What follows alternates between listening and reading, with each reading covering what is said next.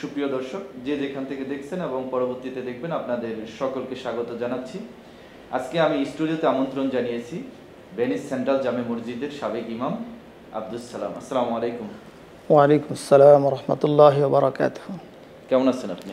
জি আলহামদুলিল্লাহ ভালো আছি। আপনি ভালো আছেন? জি আলহামদুলিল্লাহ ভালো আছি। আমাদের চ্যানেলের দর্শকদের উদ্দেশ্যে যদি আপনি বলতেন যে আসলে প্রবাসে আমরা যারা থাকি, প্রবাসে আমাদের বিভিন্ন বাধ্যবাধকতা থাকে, আমাদের কাজের কারণে অনেক সময় অনেক কিছু আমরা মেনটেন করতে পারি না, কিন্তু নামাজের গুরুত্ব তো অধিক। আমরা নামাজের গুরুত্ব তো সবসময় দিয়ে থাকি। অনেকেই বলে যে আমি এখন অজু করতে পারিনি, আমি নামাজ পড়বো কীভাবে, আমি যে অবস্থানে আছি সেই অবস্থানে ভালো জায়নামাজ থাকে না, নামাজ পড়া যায় না। আসলে নামাজের জন্য কি ধরনের প্রস্তুতি নেওয়া উচিত এবং নামাজের যে ওয়াক্তের গুরুত্বটা কতটুকু? আসসালামু আলাইকুম রহমতুল্লাহি ওয়া বারাকাতুহু। ইন্নাল হামদুলিল্লাহ। সমস্ত প্রশংসা মহান আল্লাহ তাআলার জন্য। সম্মানিত মুসলিম ভাই এবং বোনেরা, আমরা যারা প্রবাসে রয়েছি, প্রবাসে থাকি অথবা দেশে থাকি, সুস্থ থাকি অথবা অসুস্থ থাকি, প্রত্যেকজন বালেগ এবং বালেগার উপরে আল্লাহ সুবহানাহু ওয়া তাআলা 5 ওয়াক্ত নামাজকে ফরজ করেছেন। এটা ছাড়ার কোনো সুযোগ নেই। নামাজ পড়তেই হবে, সুস্থ অবস্থায় অসুস্থ অবস্থায়।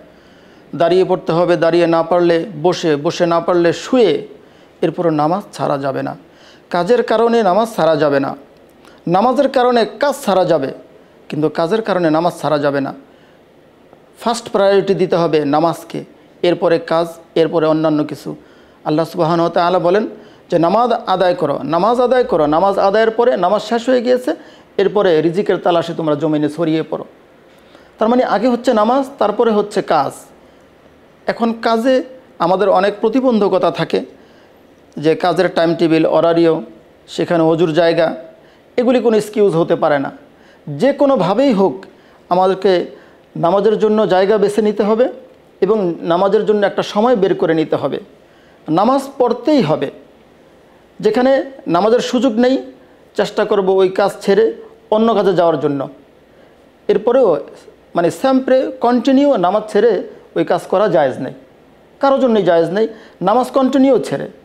আবার অনেক সময় দেখেছি যে অজুর একটা এক্সকিউজ দেওয়া হয় যে অজুর জায়গা নেই, হ্যাঁ, পাও ধোয়ার একটা ব্যবস্থা, সুন্দর ব্যবস্থা নেই।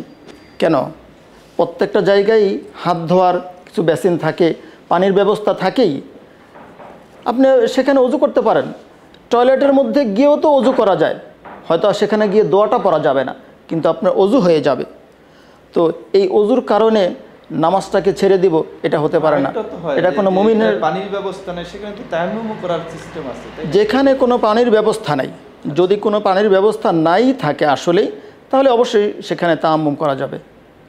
তায়াম্মুম করে নামাজ আদায় করতে হবে। মানে মূল বিষয়টা হচ্ছে যে আমাদের নামাজের ওয়াক্ত হলে আমরা যখন যেখানে যে অবস্থায় থাকবো সেই অবস্থাতেই আমাদের নামাজ আদায় করে নিতে হবে। জি জি, কারণ হচ্ছে নামাজটা ওয়াক্তের সাথে জড়িত।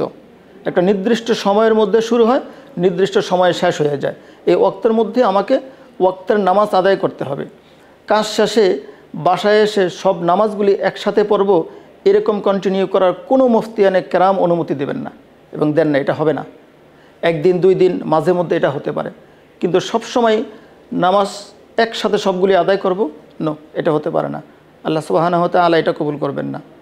নামাজ ওয়াক্তের মধ্যে পড়তে হবে, সময়ের মধ্যে পড়তে হবে। আল্লাহ তাআলা আমাদেরকে তৌফিক দান করুন। এবং এই প্রবাসী থেকে যদি এই কষ্টের মধ্যে বিভিন্ন প্রতিবন্ধকতার মধ্যেও যারা নামাজকে সময় মতো আদায় করে, আমি মনে করি আল্লাহ সুবহানাহু ওয়া তাআলা তাকে উত্তম বিনিময় দান করবেন।